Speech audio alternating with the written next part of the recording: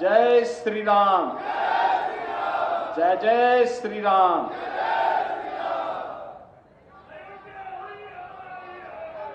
Mathura Lok Sabha seat पर आज Bharatiya Janata party की लोकप्रिय प्रत्याशी और मथुरा की लोकप्रिय सांसद के रूप में जिन्होंने इस पावन क्षेत्र को एक नई पहचान दी है, भारत की सिने जगत की सुविख्यात अदाकार श्रीमती हेमा मालिनी जी,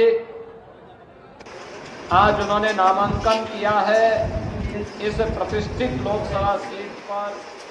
तीसरी बार उनके नामांकन के लिए मैं भारतीय जनता पार्टी परिवार की ओर से उनका हृदय से अभिनंदन करता हूं, उन्हें बधाई देता हूं। आज के इस कार्यक्रम में मंच पर उपस्थित उत्तर प्रदेश सरकार में मेरे सहयोगी मंत्रीगण, उत्तर प्रदेश भारतीय जनता पार्टी के पूर्व अध्यक्ष श्री स्वतंत्र देव सिंह जी, उत्तर प्रदेश सरकार के ही मंत्री चौधरी लक्ष्मी नारायण जी, राज्यसभा के माननीय सांसद चौधरी तेजवीर सिंह जी, जिलाध्यक्ष मथुरा जनपद श्री निर्भय पांडे जी, महानगर अध्यक्ष श्री घनश्याम लोधी जी, प्रभारी अशोक कटारिया जी, हमारे माननीय विधायकगण श्री पूरन प्रकाश जी, ठाकुर मेघ श्याम सिंह जी, श्री राजेश चौधरी जी, लोकसभा के प्रभारी श्री श्याम भदौरिया जी, डॉक्टर देवेंद्र शर्मा जी, जिला पंचायत अध्यक्ष चौधरी किशन सिंह जी, महापौर विनोद अग्रवाल जी, विधान परिषद सदस्य योगेश चौधरी जी, पूर्व सांसद कुंवर मानवेंद्र सिंह जी, जिलाध्यक्ष आरएलडी श्री राजपाल भंगर जी, पूर्व मंत्री रविकांत गर्ग जी, हमारे पूर्व विधायकगण श्री कारिंदा सिंह जी, चंदन सिंह जी, प्रणतपाल सिंह जी, भारतीय जनता पार्टी और राष्ट्रीय लोकदल के सभी पदाधिकारीगण और आज के इस नामांकन सभा में यहां पर उपस्थित सभी हमारे उपस्थित महानुभाव कार्यकर्ता बहनों और भाइयों, वृंदावन बिहारी लाल की इस पावन धरा को, राधे रानी की इस पावन धरा को कोटि कोटि नमन करते हुए आप सबका मैं हृदय से अभिनंदन करता हूं। आज से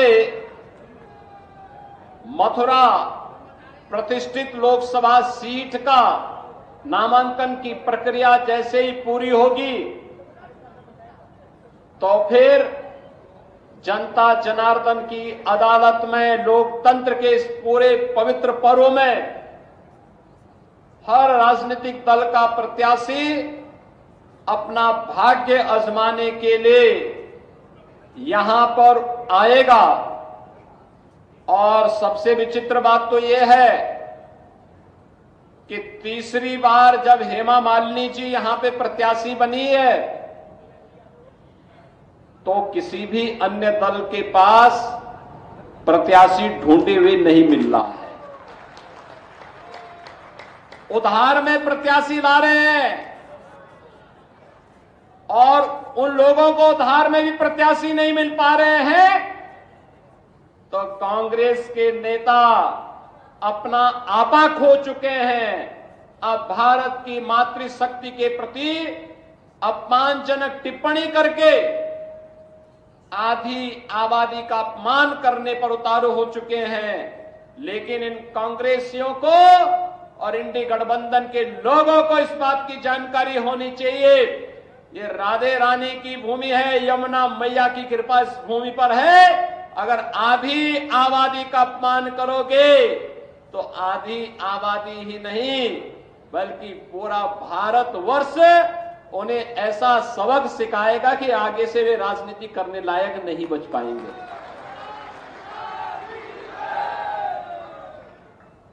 बहनों और भाइयों, लोकतंत्र में अभिव्यक्ति की स्वतंत्रता है, लेकिन इसका मतलब यह नहीं कि व्यक्तिगत टिप्पणी करके हम अनावश्यक रूप से मातृशक्ति का अपमान करें। यह हमारा समाज कभी स्वीकार नहीं कर सकता,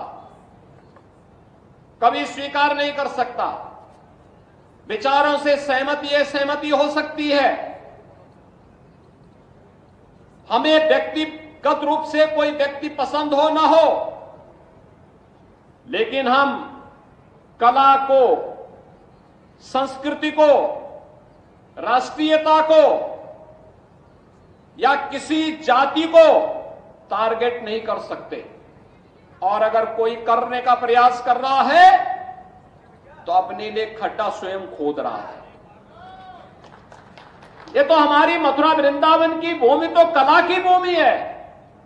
भगवान कृष्ण के बारे में कहा जाता है, हमारे कृष्ण कन्हैया के बारे में कहा जाता है कि इन्होंने 16 कलाओं के साथ ही अपना अवतार लिया था। जब 16 कलाओं के साथ, संपूर्ण कलाओं के साथ अवतार लिया था, तो कला का सम्मान करने का इससे अच्छी भूमि दूसरी कौन हो सकती है।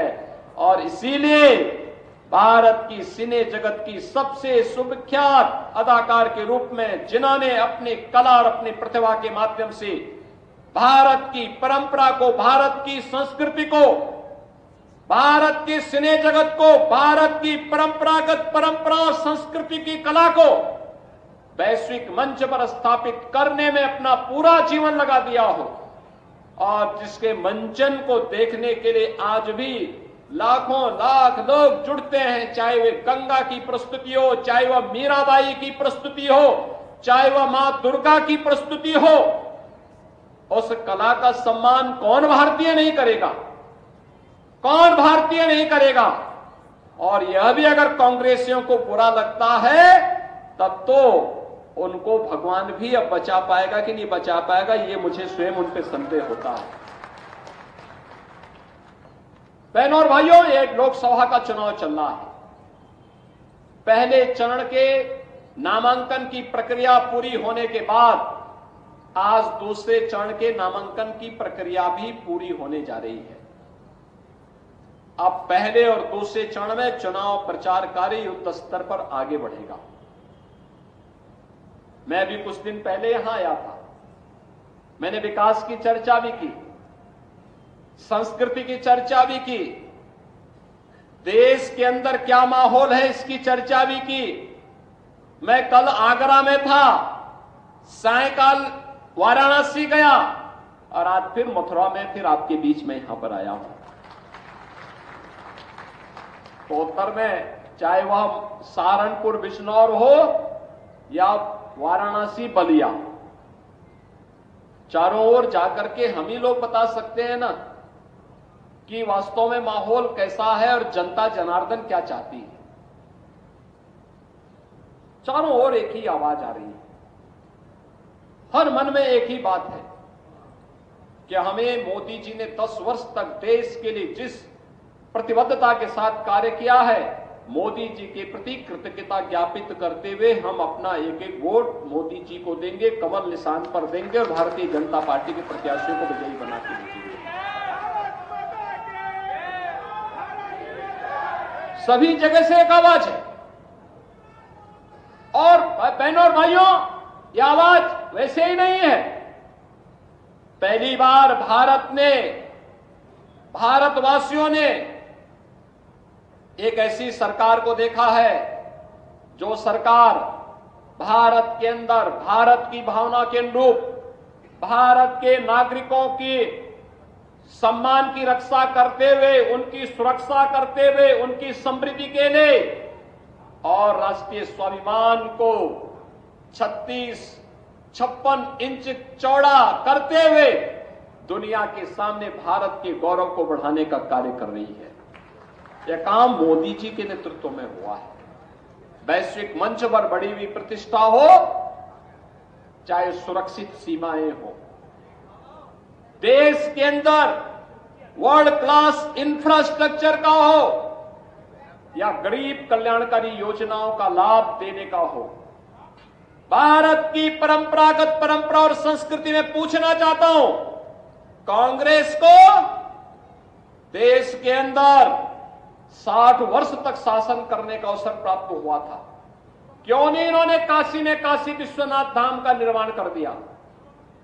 मोदी जी तो पिछले 2 बार से ही काशी से सांसद हैं, लेकिन कांग्रेस को तो 60 वर्ष लगे थे और 60 वर्ष तक उनका प्रतिनिधित्व काशी से था। क्यों नहीं उन्होंने अपना प्रतिनिधि, और क्यों नहीं कांग्रेस की सरकारों ने, केंद्र और राज्य सरकारों ने काशी के बारे में सोचा? क्यों नहीं उन्होंने मथुरा वृंदावन के बारे में सोचा? आखिर सपा, बसपा, कांग्रेस, इन सभी को आपने अवसर दिया था। यहां पे नगर निगम बनाने का काम हो, यह भी भारतीय जनता पार्टी की सरकार ने किया। यहां पे मथुरा, वृंदावन, बरसाना, गोकुल, बलदेव, गोवर्धन, नंदगांव, इन सभी क्षेत्रों को तीर्थ स्थल घोषित करने का कार्य था। यह भी भारतीय जनता पार्टी की सरकार ने किया। यहां पर ब्रज तीर्थ विकास परिषद के माध्यम से यहां की भावनाओं के अनुरूप यहां का विकास हो। जब यहां की सांसद श्रीमती हेमा मालिनी जी थी, तब उनके सुझाव पर हम लोगों ने यह तीर्थ स्थल घोषित करते हुए और फिर यहां के समग्र विकास की एक रूपरेखा तैयार करते हुए इस कार्यक्रम को आगे बढ़ाया। और आज आप देख रहे होंगे, आज तो देख रहे होंगे, इन सभी तीर्थों में विकास के कार्य तेजी के साथ आगे बढ़ते हुए दिखाई दे रहे हैं। बहुत सारे मामले हैं जहां न्यायालय में मामले लंबित हैं, उन कारणों से हमें थोड़ा रुकना पड़ता है। और हम तो ये मान के चलते हैं कि अंततः हमारी जीत होनी है। हमने अयोध्या के लिए 500 वर्षों का इंतजार किया, लेकिन संघर्ष से कभी पीछे हटे नहीं और अंततः परिणाम आया। क्यों नहीं अयोध्या में राम मंदिर का निर्माण कांग्रेस और सपा बसपा वालों ने कर दिया? ये तो राम भक्तों पर गोली चलाते थे। इनके द्वारा क्या कुछ अयोध्या में नहीं किया गया? कोई राम का नाम ले ले, जय श्री राम का नारा लगा दे तो उस पर लाठी और गोली चलती थी। और आज आप अयोध्या जाएंगे, आपको त्रेता युग याद आ जाएगा, प्रभु राम के समय का स्मरण हो आएगा।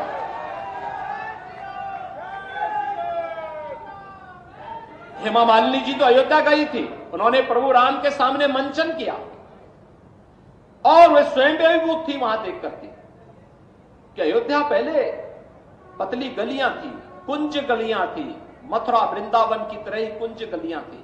और आज आप जाके देखिए 4 लेन और 6 लेन आपको दिखाई देगा वहां पूरा। हर व्यक्ति खुश है, व्यापारी खुश है, वहां का नागरिक खुश है, होटल संचालक खुश हैं, रेस्टोरेंट संचालक खुश है, फूल पत्ती बेचने वाला खुश है, टैक्सी चालक खुश है, नाविक खुश है। और सबको खुशी इस बात की है कि 500 वर्षों के बाद मोदी जी के प्रयास से अयोध्या में प्रभु राम लला के विराजमान हो गए हैं और उनकी इनकम भी कई गुना बढ़ गई है, कई गुना बढ़ गई है। हमने तो पहले भी कहा था ना, हम तो पहले ही कह चुके थे, हमने काशी और अयोध्या में जो कार्य कराना था उसको लाइन अप कर दिया है। सरकार का काम है लाइन अप करना और उस पर फंड उपलब्ध कराना। जनता जनार्दन के सहयोग से बाकी कार्यदायी संस्थाएं कार्यक्रमों को आगे बढ़ाती है। अब हम लोगों को पूरा फोकस करना है ब्रजभूमि पर। अब ब्रजभूमि पे हम पूरा पैसा देने जा रहे हैं। 84 कोसी की बात हो रही थी, परिक्रमा की बात हो रही थी, गोवर्धन परिक्रमा हो, बरसाना की हो, यहां की जितने भी होंगे, इन सबको भी हम यहां की भावनाओं के अनुरूप ही आगे बढ़ाने का कार्य कर रहे हैं। या यमुना मैया की शुद्धि के कार्यक्रम को आगे बढ़ाने, या यहां के कुंडों के बारे में या यहां पे गौ माता की सेवा और उसके संरक्षण के लिए, ये सभी कार्यक्रम युद्ध स्तर पर आगे बढ़ने वाले हैं और बढ़ने वाले हैं। इसके लिए आवश्यक है कि यहां से चुनाव जीत करके भी तीसरी बार पिछले 2 रिकॉर्ड को तोड़ते हुए हेमा मालिनी जी फिर संसद में जाए।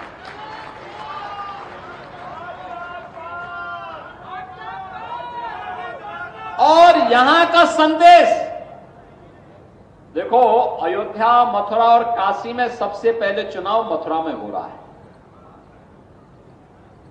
तो संदेश यहीं से जाना चाहिए। यहां का संदेश स्पष्ट होना चाहिए पूरे उत्तर प्रदेश के लिए कि अयोध्या में रामलला का विराजमान हो गया है, काशी का काम भी हो गया है, अब मथुरा जो इंतजार कर रहा था, मथुरा वृंदावन के विकास के कार्यक्रमों को आगे बढ़ाने के लिए तीसरी बार हेमा जी को फिर से यहां से प्रचंड बहुमत से विजयी बनाने के लिए एक एक कार्यकर्ता लगेगा। भाजपा राष्ट्रीय लोक दल का एक एक कार्यकर्ता लगेगा और भारी बहुमत से विजयी बनाने के लिए हम लोग कार्य करेंगे। बहनों और भाइयों, आज प्रधानमंत्री मोदी जी ने विकसित भारत की जिस संकल्पना को देशवासियों के सामने रखा है, उस विकसित भारत के लिए विकसित उत्तर प्रदेश आवश्यक है और विकसित उत्तर प्रदेश के लिए विकसित मथुरा भी आवश्यक है। हमारे पास जो संभावना होगी हम उसी में विकास कराएंगे, जो संभावना होगी उसमें हम विकास कराएंगे। जो क्षेत्र हमारे लिए सबसे सरल होगा, सबसे आसान होगा, उसमें हम कार्य करेंगे। हमारे पास सबसे अच्छा है स्पिरिचुअल टूरिज्म का, हम उसको विकसित करेंगे। यमुना मैया में इसकी शुद्धि के साथ साथ जो कुछ भी अन्य कार्य करने होंगे हम लोग करेंगे। यमुना मैया की तो साक्षात कृपा हम पर बरसती है। आपने पिछली बार वैष्णव कुंभ को देखा होगा, कितना शानदार तरीके से हुआ था। कुंभ का आयोजन से लेकर के कार्यक्रम के समारोह तक, पूर्णाहुति तक कोई विघ्न बाधा नहीं। और जैसे कुंभ की पूर्णाहुति होती है उसके बाद पूरे देश के अंदर कोरोना महामारी की चपेट में कैसे देश आया था, उस समय कितना वो लग रहा था हम लोग। आप सोचो अगर यहां पे कुंभ के दौरान होता क्या स्थिति होती। लेकिन हम सब सौभाग्यशाली हैं कि यमुना मैया की कृपा थी, राधे रानी की कृपा थी, कृष्ण कन्हैया की कृपा थी कि ये सारे कार्यक्रम हमारे सकुशल संपन्न हुए और हम इन सभी कार्यक्रमों को आगे बढ़ा पाए। और इसीलिए यहां के विकास के लिए कहा जाता है कि जितना कुछ कर लें वह कम होगा। और यहां की पहचान को इसलिए हमने कभी रंगोत्सव के रूप में, कभी कृष्णोत्सव के रूप में इन कार्यक्रमों को आगे बढ़ाने का काम किया। आज यहां अच्छे ऑडिटोरियम बन रहे हैं, अच्छा बस स्टैंड बना है, एयर ओपन थिएटर बन रहे हैं। आज यहां पे परिक्रमा के मार्गों के पुनरुद्धार की बात होती है। आज यहां पर यहां के काशी विश्वनाथ धाम की तर्ज पर यहां पे मंदिरों के पुनरुद्धार के कार्यक्रमों को भी आगे बढ़ाने की चर्चा होती है। नमामि गंगे परियोजना के तर्ज पर यमुना मैया को भी शुद्धिकरण से जोड़ने के कार्यक्रम को आगे बढ़ाने की चर्चा होती है। बहनों और भाइयों, ये चर्चा इस बात की शुरुआत है, हमने अच्छी शुरुआत की है। ये चर्चा इस बात को बताता है हमारी शुरुआत अच्छी हुई है तो इसका रिजल्ट भी अच्छा आने वाला है। और अच्छे परिणाम के लिए अच्छी सरकार आवश्यक है, अच्छे प्रतिनिधि आवश्यक है, रुचि लेने वाले प्रतिनिधि आवश्यक है। और रुचि लेने वाले प्रतिनिधियों में ही मैंने जो आपको कहा, ब्रज तीर्थ विकास परिषद का जब गठन होना था तो उस समय अपने एक लंबे कला जगत के अनुभवों का लाभ श्रीमती हेमा मालिनी जी ने हमारी सरकार को हमें उपलब्ध करवाया था। और कैसे इसका गठन होना है, कैसे कार्यक्रम आगे बढ़ेगा, कैसे हम इस चीज को आगे लेके चल सकते हैं, यहाँ की कला, यहाँ की संस्कृति, यहाँ की परंपरा भी, यहाँ की वो भी संरक्षित रहे लेकिन यहाँ का विकास भी हो, ये सभी कार्यक्रम आगे बढ़ रहे थे। और आज उसी का परिणाम है कि हम इस क्षेत्र के लिए कुछ कर पा रहे हैं। इस क्षेत्र के लिए भी कर रहे हैं और महामाया के रूप में मां विंध्यवासिनी धाम के कार्यक्रम को भी हमने पुनरुद्धार करके रख दिया। वहां कभी जाइए आप विंध्यवासिनी धाम में, विंध्यवासिनी धाम में कभी जाइए आप। पहले संकरी गली थी, 2 लोग एक साथ नहीं जा सकते थे और आज 100 लोग भी एक साथ जाएंगे ना, आसानी से वहां जगत जननी मां भगवती विंध्यवासिनी के दर्शन आसानी से हो सकते हैं। क्या ये काम सपा बसपा और कांग्रेस के लोग करते क्या? क्या काशी विश्वनाथ धाम का काम ये लोग कर पाते क्या? क्या मां विंध्यवासिनी धाम में जो काम हो रहा है या जो काम हुआ है क्या ये लोग कर पाते क्या? मथुरा वृंदावन बरसाना में ब्रज क्षेत्र में जो कार्य हो रहा है क्या ये लोग कर पाते क्या? अयोध्या में जो कार्य हुआ है क्या ये लोग कर पाते क्या? व्यापारी और बेटी को जो सुरक्षा मिली है क्या ये कांग्रेस सपा और बसपा के लोग कर पाते क्या? इनकी तो व्यापारी के लिए भी और बेटी के लिए भी इनकी धारणा क्या, इनकी मानसिकता क्या है, इनके भाषणों से आप सुन सकते हैं।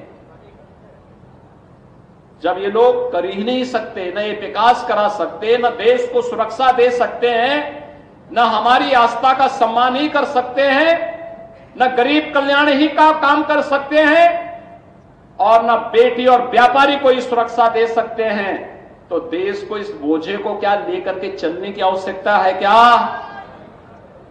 चलने की आवश्यकता है क्या? मैं एक प्रश्न आप मथुरा वासियों से पूछना चाहता हूं, क्या इन लोगों से कोई आप उम्मीद करते हैं क्या? जब उम्मीद नहीं करते हैं तो फिर अपना वोट खराब क्यों करना चाहते हैं? ये वोट, ये जो मतदान देने की हम अपील कर रहे हैं इस आधार पर कर रहे हैं कि वर्तमान भी हमारा सुरक्षित और उज्जवल रहे और भविष्य भी उन्नत और उन्नति की नई पराकाष्ठा को प्राप्त करके विकसित भारत की संकल्पना को हम अपनी आंखों से देख सकें और विकसित भारत की संकल्पना को ही साकार करने के लिए मोदी जी को तीसरा कार्यकाल चाहिए। तीसरे कार्यकाल के प्रथम 3 वर्ष में भारत दुनिया की तीसरी बड़ी अर्थव्यवस्था बनेगा। भारत तीसरी बड़ी अर्थव्यवस्था बनेगा। हर भारत की इनकम कई गुना बढ़ेगी, हर भारतवासी की इनकम बढ़ेगी, इंफ्रास्ट्रक्चर के कार्य और द्रुत गति से आगे बढ़ेंगे। तब हम लोगों को किसी के सामने विकास के बारे में चर्चा करने की आवश्यकता नहीं होगी, स्वतः स्फूर्त भाव के साथ होता हुआ दिखाई देगा और इसी का आह्वान करने के लिए आज मैं आपके पास आया हूं।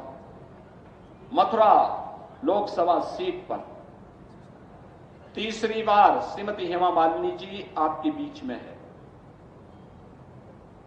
पिछली बार यानी पिछली 2 बार जितने वोटों से आपने जिताया है, इन दोनों को जोड़ करके जितना बनेगा उससे ज्यादा वोटों से जिताने की जिम्मेदारी आपको सौंप रहा हूं। सहमत हैं? सहमत हैं? सभी लोग सहमत हैं? सभी लोग सहमत हैं? दोनों हाथ उठाकर मेरे साथ बोलेंगे फिर, भारत माता की, भारत माता की, भारत माता की, भारत माता की, वंदे वंदे वंदे वंदे